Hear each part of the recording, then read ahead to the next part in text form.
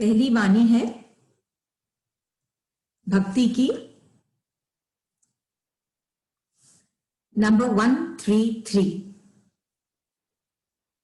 बाधा थी राधा न थी, राधा होती तो मैं हो जाती, वियोग सहती कैसे।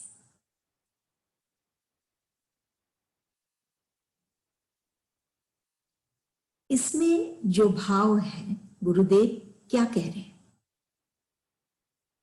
एक है भक्त और एक है राधा जैसा भक्त। बहुत अंतर आ जाता है। हम कहते हैं भक्त, लेकिन भक्ति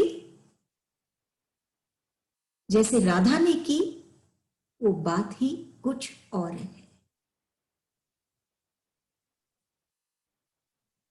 जैसे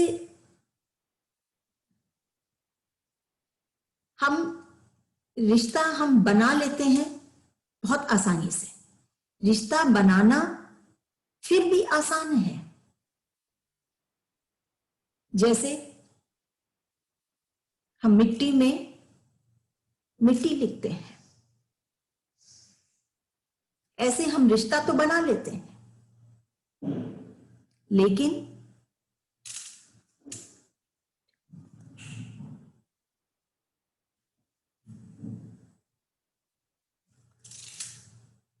रिश्ते को निभाना बहुत कठिन है। जैसे पानी पे पानी लिखना।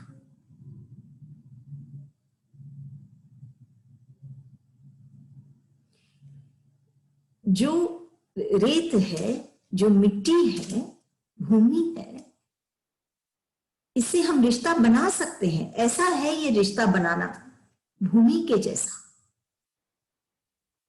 इसको हम जोड़ सकते हैं एक दूसरे के साथ आसानी से, लेकिन हाँ, फिर भी उसके कण कण अलग हैं। इसीलिए वो रिश्ते को निभाना और भी कठिन है, क्योंकि वो फिसलता जाता है, वो बहता जाता है, पानी के जैसा है। इसीलिए पानी पे पानी लिखना बहुत कठिन है। स्थिति बदलती जाती है। ऐसे ही इसमें गुरुदेव कह रहे हैं, बाधा थी राधा न थी, कि बाधा थी राधा न थी, कि वो रिश्ता बना तो सकता है, लेकिन रिश्ते को निभाना बहुत कठिन। क्यों? क्योंकि इतनी बाधाएं आती हैं।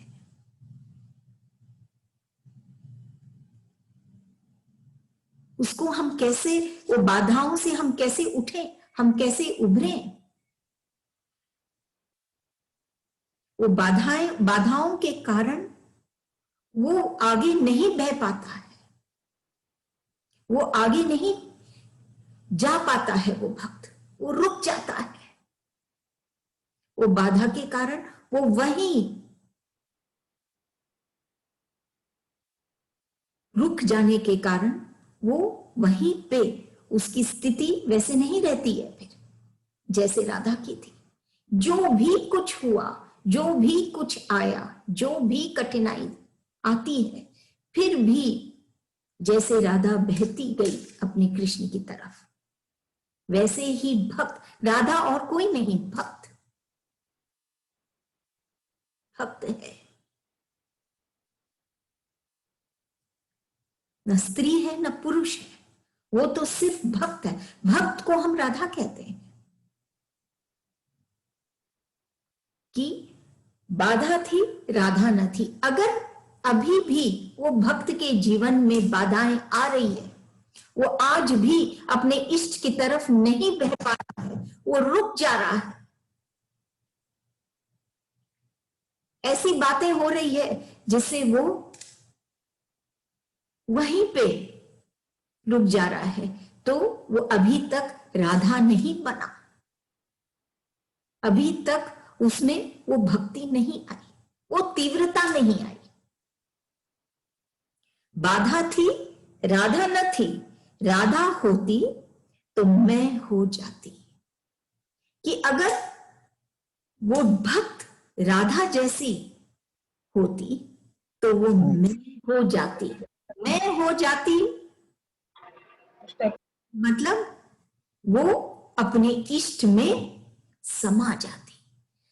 वो उसकी दौड़, नदी की दौड़ सागर तक कितने ही रोड़े क्यों ना आए, वो जब तक सागर से नहीं मिलती है तब तक वो शांत नहीं होती है। यही स्थिति है राधा की, और यही स्थिति होनी चाहिए एक भक्त की। भक्ति की वाणी अगर ये तीव्रता है तो वो जैसे इसमें राधा होती तो मैं हो जाती, कि अगर ये तीव्रता होती उस भक्त में जैसे राधा में थी तो वो मैं हो जाती। वो जब तक नहीं मिलती कृष्ण से तब तक वो शांत नहीं हो पाती, और जैसे वो मिलती वैसे वो मैं हो जाती, मतलब एक हो जाती कृष्ण के साथ। उसका अलग अस्तित्व ही नहीं रहता, वो एक हो जाती।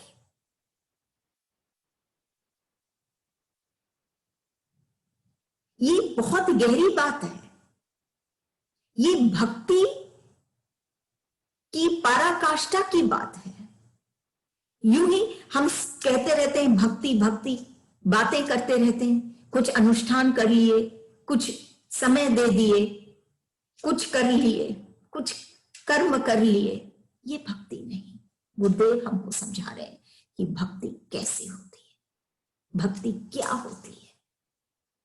भक्ति की तीव्रता का हमको जब तक हम उसमें उतरेंगे नहीं, हमको अनुभव ही नहीं होगा। जैसे मौन उतनी गहरी हो, उसकी गहराई उतनी हो सकती है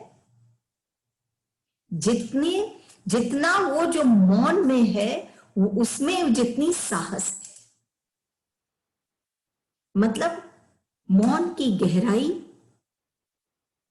असीमित है। जितनी मौन के लिए हमारे में जितनी साहस है कि हम कितनी गहराई तक हम लेके जा सकते हैं, उतनी गहराई तक वो जा सकती है। ऐसे ही मौन भी तो भक्ति का ही एक रूप है। ऐसे ही भक्ति, उसमें हम जितनी गहराई में या जितनी तीव्रता में, जुनून के साथ हम भक्ति में उतरेंगे, हमको उस स्थिति तक ये भक्ति लेके जा सकती है। उसका कोई हद नहीं, वो असीमित है। वो कोई के लिए भक्ति नहीं रुकती है, जैसे राधा नहीं रुकी। तब इसमें कहते हैं बाधा थी, राधा न थी। अगर बाधा है तो फिर राधा न थी, फिर वो भक्त नहीं है। हम 1 मिनट हम अपने जीवन को बैठ के सोचें, हम अपने आप को हम चेक करें, क्या हमारे में वो तीव्रता है? क्या बाधाएं हमको भक्ति की तरफ या उस इष्ट में रमने के लिए जो मार्ग है, ये बाधाएं हमको रोक देती हैं? हम बैठ के सोचें, इस वाणी को हम जिए कि भक्ति क्या है। अगर बाधा है अभी भी, तो हम अभी भी राधा जैसी भक्ति नहीं कर रहे हैं। क्योंकि अगर राधा होती तो वो मैं हो जाती, वो एक हो जाती, वो पहुंच ही जाती अपने इष्ट के पास, वो समा ही जाती अपने इष्ट में। वो बाधाएं उसको नहीं रोक पाती।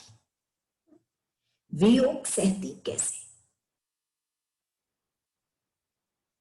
वो एक हो जाएगी। अब जो भक्त अपने इष्ट से मिल जाता है, फिर वियोग अलग से कुछ रह ही नहीं जाता, उसको सहना ही नहीं पड़ता, क्योंकि वियोग असहनीय है। वियोग में बहुत कष्ट है। स्थूल की दुनिया में भी हम देखते हैं कि जब कोई हमसे दूर चला जाता है, खास करके जिससे हमारा मन बहुत जिसके साथ मिलता है, जिसको हम प्यार करते हैं, जब वो दूर चला जाता है तो वो वियोग कभी कभी बहुत कष्टदायी होती है। सोचिए, अगर स्थूल की ये बात है तो फिर भक्ति की बात कुछ और ही है, क्योंकि ये बाहर की बात नहीं है। बाहर में तो हम फिर भी और 10 चीजों से, 10 कार्यों में, 10 विषयों में और 10 जन में हम रम जाते हैं, लेकिन भक्ति भीतर की बात है। भीतर में जब आप अपने इष्ट जो भीतर रहता है, जो भीतर में बसता है, जब आप उससे प्रेम करने लग जाते हैं और फिर आपको ऐसे लगता है कि वो आपसे दूर चला गया, तो वो स्थिति बहुत असहनीय हो जाती है। वो बहुत मुश्किल होता है वो उस स्थिति से उठना। वो घड़ियां बहुत लंबी लगने लग जाती है। लेकिन राधा के साथ ये स्थिति कभी थी नहीं, कभी हुई नहीं ऐसी स्थिति। क्यों? क्योंकि वो अपने इष्ट के साथ हर वक्त रहती थी। सिंपल वर्ड्स में अगर हम इस चीज को समझें तो वो हमारे तो दुख में, सुख में, हर कोई स्थिति में जब वो हमारे साथ हो जाता है, हमारा इष्ट, तब वो वियोग नहीं होता। वियोग कब होता है? जब हम दूर हो जाते हैं। और दूर हम कब कब होते हैं? जब कोई बाधा आती है, जब कोई कष्ट आता है, तब तो हमको जुड़ना चाहिए, हम उनसे दूर हो जाते हैं। लेकिन राधा कभी भी अपने इष्ट से दूर नहीं हुई। इसलिए गुरुदेव इस वाणी में कह रहे हैं, राधा होती तो मैं हो जाती, वियोग सहती कैसे? वो नहीं सह पाती, लेकिन उसको सहना भी नहीं पड़ता है। वो अपने कृष्ण में हर समय, कृष्ण कौन? प्रेम। कृष्ण कौन? प्रेम का आकर्षण। कृष्ण कौन? आनंद। कृष्ण कौन? जो एक तुलसी की माला भी पहनते हैं, एक सोने की कंठी भी पहनते हैं। मतलब हर कोई भक्त जैसी ही स्थिति में वो क्यों ना हो, वो कृष्ण के साथ रिलेट करता है, वो कृष्ण के साथ जुड़ सकता है। हर एक का है वो कृष्ण। लेकिन राधा कोई कोई ही बनते हैं, क्योंकि ये बाधाएं आ जाती है मन में, हमारे चित्त में, हमारे हृदय में, कि उससे हम दूर होने लग जाते हैं। वो बाधा इंपॉर्टेंट हो जाता है और हम भक्ति से और हमारे इष्ट से हम दूर होने लग जाते हैं। और फिर हम उसी चीज में फंस भी जाते हैं कि वो योग वियोग को हमको सहना बहुत कठिन हो जाता है। इसीलिए इसमें गुरुदेव हमको दर्शा रहे हैं, हमको दिखा रहे हैं कि अगर राधा होती तो क्या बात होती। वो उसी में लीन हो जाती, मैं हो जाती, अपने इष्ट में लीन हो जाती, मैं हो जाती, और फिर उसको अलग से वियोग सहना ही नहीं पड़ता। वो एक भक्ति की ये बहुत, गुरुदेव हमारे आगे बहुत सुंदर से भक्ति की गहराइयों को, उसकी ये जो अनंत या असीम जो तत्व है वो हमारे आगे रखे हैं। कि तुम भक्ति तो कर रही हो, लेकिन अभी भी तुम राधा जैसी भक्ति नहीं कर रही, अभी भी बाधाएं तुमको रोक रही है। तुमको उस आनंद को पाने के लिए तुम्हारे बाधा बन रही है। एक बार हम आनंद पा लेते हैं ना, फिर वापस मुड़ के आना नहीं होता है। जैसे वो नदी बहती है, लेकिन उल्टी नदी नहीं बहती है। एक बार वो मिल गई सागर से, फिर अलग से वो उल्टी होके या वो उसका अस्तित्व कुछ भी नहीं रह जाता है। ऐसे ही अगर हम रिवर्स जाते हैं, हम अपनी बाधाओं की तरफ जाते हैं, तो हम राधा जैसी भक्ति नहीं कर पाएंगे। अगली वाणी 134। भक्त के हृदय तख्त पर भगवान शोभा पाते हैं। बहुत सुंदर वाणी है, बहुत सुंदर से गुरुदेव ये बात हमारे आगे इतनी सुंदरता से लिखे हैं, हमारे आगे रखे हैं कि भक्त के हृदय तख्त पर भगवान शोभा पाते। ऐसे तो बहुत भक्त है, सब लोग अपने अपने तरह से भक्ति तो कर ही रहे हैं, लेकिन जिस भक्त के हृदय पर उसका इष्ट या प्रभु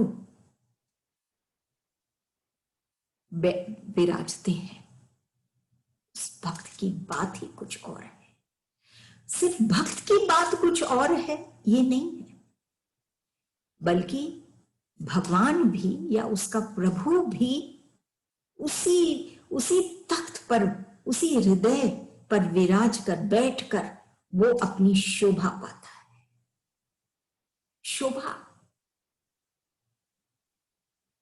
कोई भी वस्तु हो, बाहर की भी, स्थूल की भी कोई भी वस्तु हो, उसकी अपनी शोभा होती है।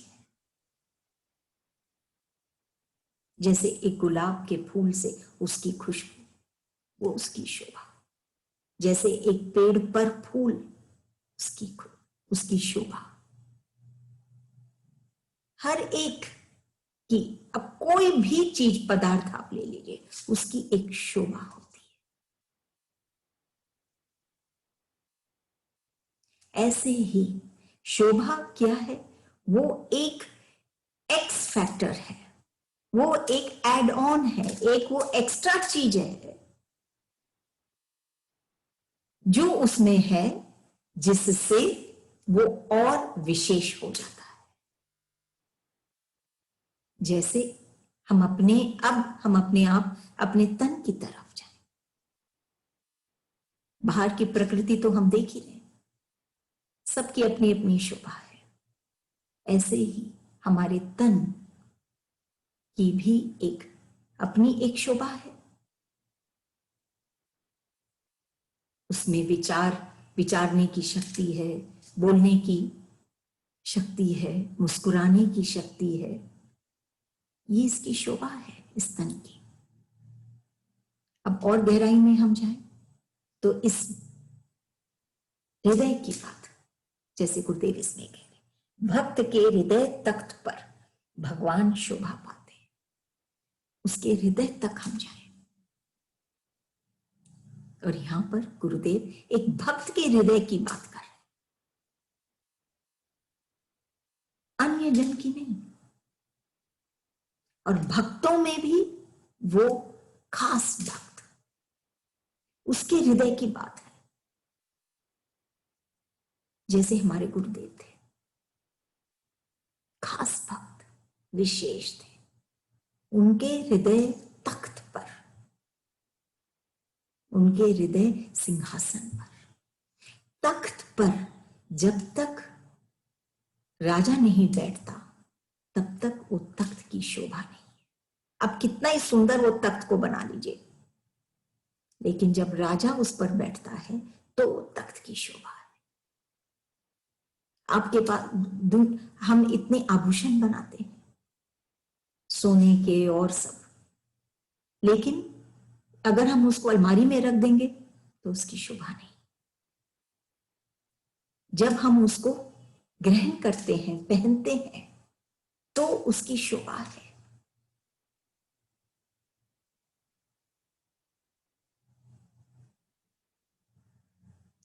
एक फल में जब नम्रता, जब उसमें वो नम्रता आती है, मिठास आती है, तो उस फल की शोभा है। ऐसे ही ये हृदय जो है, एक भक्त की का जो हृदय है, अगर वो ऐसा भक्त है जिसके हृदय पर एक तख्त, वो हृदय एक सिंहासन जैसा है।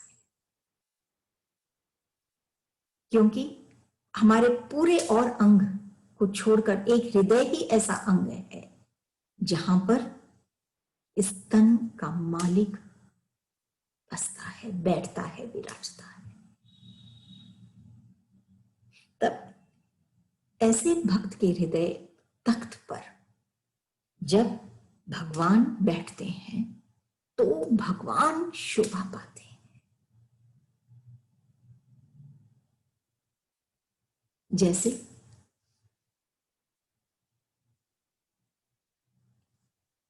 एक भिखारी एक बड़े से शहर में, एक सुंदर से शहर में एक भिखारी की शोभा नहीं, या एक बहुत जो व्यवसाय वगैरह करता है बिजनेस में, अगर वो जंगल में चला जाए तो उसकी शोभा नहीं। ऐसे ही जब वो इष्ट उस भक्त के हृदय पर जब वो बैठता है, जब वो भगवान उसके भक्त के हृदय तख्त पर विराजता है, तो वो भगवान भी शोभा पाता है। भगवान वहीं शोभा पाता है। भगवान जब अपने भक्त के हृदय में बैठते हैं तो उनको बहुत सुकून मिलता है, वो वहीं शोभा पाते हैं। जैसे हम गीता में भी सुनते हैं, कृष्ण कहते हैं कि मैं तो अपने भक्तों के हृदय में बसता हूं, मैं वहीं मिलता हूं। तो ये एक तो भक्त, ऊपर से विशेष भक्त। क्यों? क्योंकि उसका हृदय विशेष, वो हृदय पूर्णता से अपने इष्ट के लिए है। उस हृदय में और किसी के लिए जगह नहीं। उसके तख्त पर, उसके सिंहासन पर, उसके हृदय पर सिर्फ उसका इष्ट का ही चलता है, इष्ट ही बसते हैं। ये सब प्लस प्लस प्लस होते हुए वो एक अलग ही स्थिति भक्ति की हो जाती है। भक्ति की हो जाती है, उसमें भक्त की ही नहीं, इसमें भगवान भी शोभा पाते हैं। इस वाणी की ये बहुत खास बात है। जैसे गुरुदेव कह रहे हैं, भगवान शोभा पाते हैं।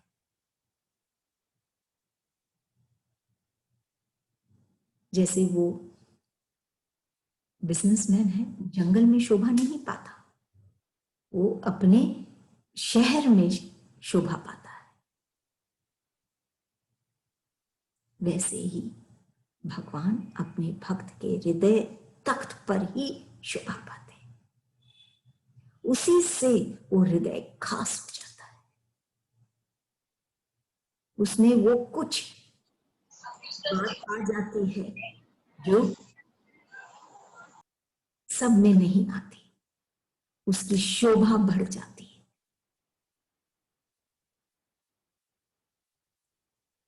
शोभा इनडायरेक्टली उसका भाव बढ़ जाता है, उसकी कीमत बढ़ जाती है। और हम अपने जीवन को देखें तो हमारी दौड़ उसी तरफ है कि कब हम और कैसे हम अपने जीवन की शोभा बढ़ा सकते हैं। बाहर में 10-15 घर और ये धन दौलत से हमारी शोभा बढ़ेगी, ये हमारा भ्रम है।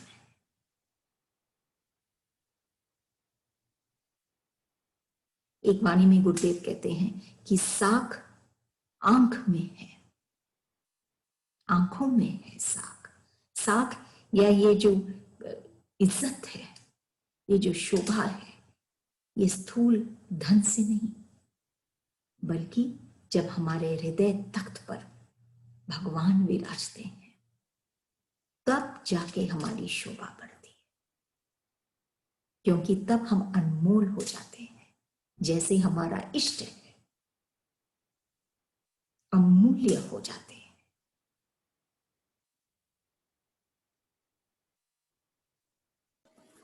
तब हमारा सौभाग्य, हम कहते हैं, हो जाता है।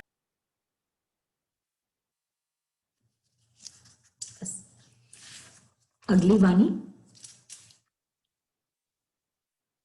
135 भक्ति की। गुरु प्रसाद बिन काज न कोई।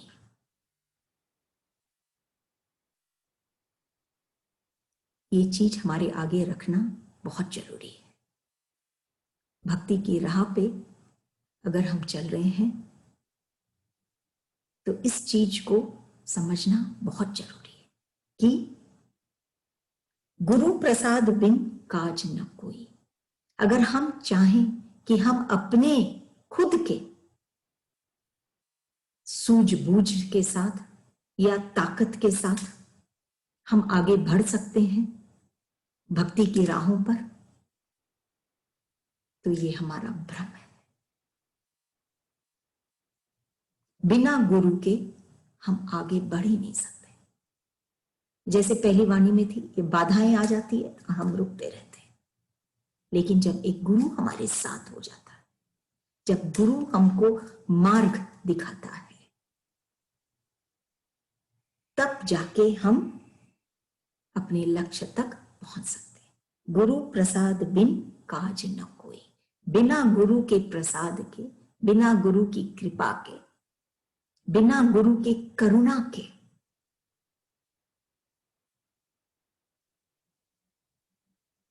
कृपा और करुणा में भी बहुत अंतर है। कृपा तो वो करते हैं और हमको वो चीज देते हैं जो हमको पसंद है।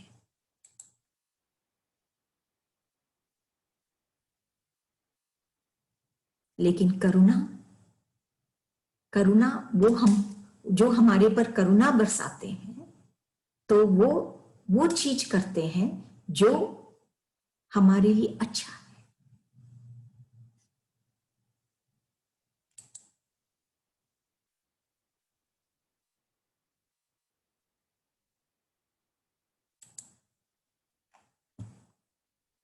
इसीलिए गुरु प्रसाद बिन काज न कोई, कि कृपा हम पा भी लें,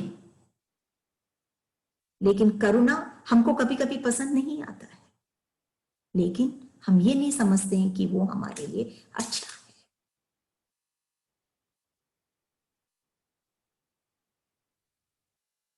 इसीलिए बिना गुरु के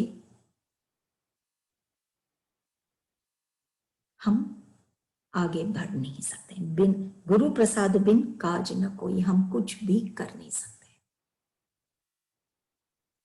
और गुरु मौन होकर, शांत होकर, एकांत में हमारे हृदय के अंदर बैठकर हमको गाइड करते हैं, हमको कैसे करना है, क्या करना है, कैसे इन भक्ति की राहों पर हमको चलना है।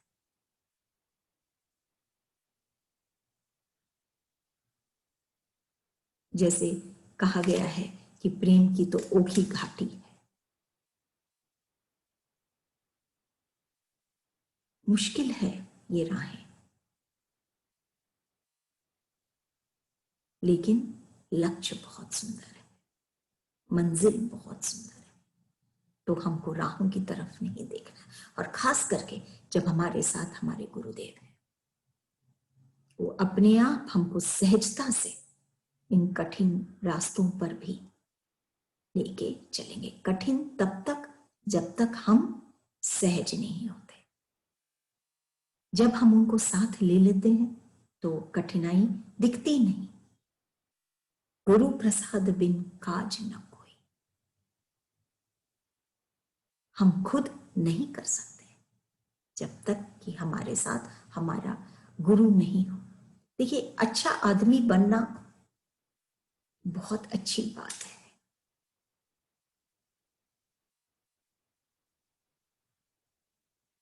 लेकिन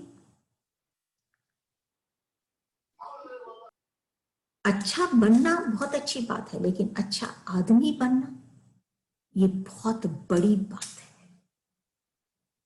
अच्छा तो हम बन जाते हैं, ठीक है, अच्छे काम करते हैं सब कुछ, लेकिन अच्छे इंसान बनना बहुत बड़ी बात है। सिर्फ अच्छे काज करना बड़ी बात नहीं, अच्छे इंसान बनना बहुत बड़ी बात है। यही गुरुदेव कह रहे हैं, गुरु प्रसाद बिन काज न कोई। हम अच्छे काम भी कर लें, लेकिन वो काम की तरफ या वो कार्य की तरफ या वो काज की तरफ हमारी एटीट्यूड, हम क्या सोच के किए, हम कैसे किए, हम क्यों किए, अहंकार से भरकर हम किए, कैसे किए, कर्ता बन के हम किए, तो उसमें मजा नहीं। तो गुरु हमारे काज को एकदम जैसे फाइन ट्यून कर देते हैं, जैसे हम लेंस को फाइन ट्यून करते हैं कि वो पिक्चर एकदम सही दिखे। हम रेडियो को फाइन ट्यून करते हैं कि वो गाना सही से सुनाई दे। ऐसे ही हमारे काज को भी फाइन ट्यून करते हैं। सिर्फ काज करना ही नहीं इंपॉर्टेंट है, लेकिन उस काज को या उस कार्य को हम सही तरीके से करें, सही मन से करें, कि हम उस काज का या उस कार्य का हम आनंद पाए। इसके लिए हमको गुरु चाहिए, तभी गुरु प्रसाद बिन काज न कोई। लास्ट वाणी है आज की 136। सर दे कर रस पाया, सर देकर रस पाया।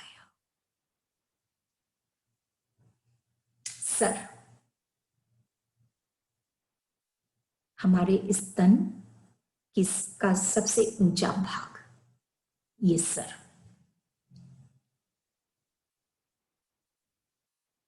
क्योंकि वो ऊंचा है, इसीलिए वो श्रेष्ठ है।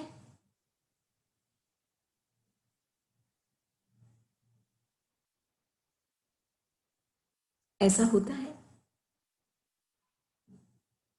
लेकिन जब वो नमन करता है तब तो अपने इष्ट के चरणों में पड़ता है। तो श्रेष्ठ क्या चरण है कि ये सर।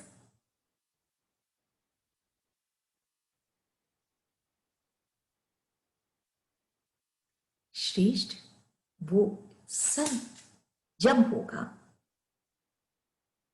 तब होगा जब वो ये सर इष्ट के चरणों में झुकेगा। वो ऊंचाई से जब वो चरण की तरफ वो मुड़ता है, तब उसकी ऊंचाई का एहसास होता है। और अगर वो नहीं मुड़े, सख्त हो जाए, तो वो टूट जाता है। जैसे हम पेड़ों पे भी देखते हैं, जो टहनियां बहुत सख्त होती है तो वो टूट जाती हैं, लेकिन जो नम्र होती है तो वो हवा के झोंके से भी झुकती है, टूटती नहीं। ऐसे ही ये सर, ऊंचाई की बात तो है सर में, टॉप मोस्ट पोजीशन, लेकिन इसकी शोभा कब है? जब ये किसी के चरणों में झुक जाता है, उल्टा हो जाता है। ये शोभा बहुत विचित्र चीज है।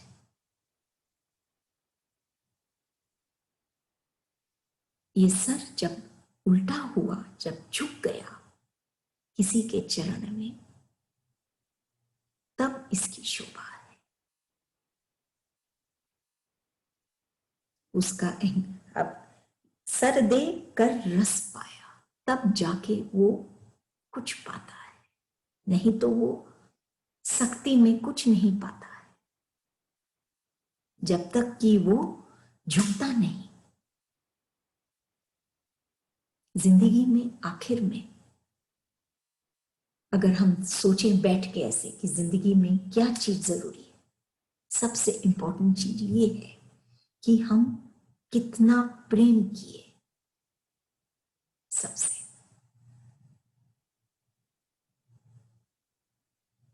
या हम कितनी नम्रता से जिए,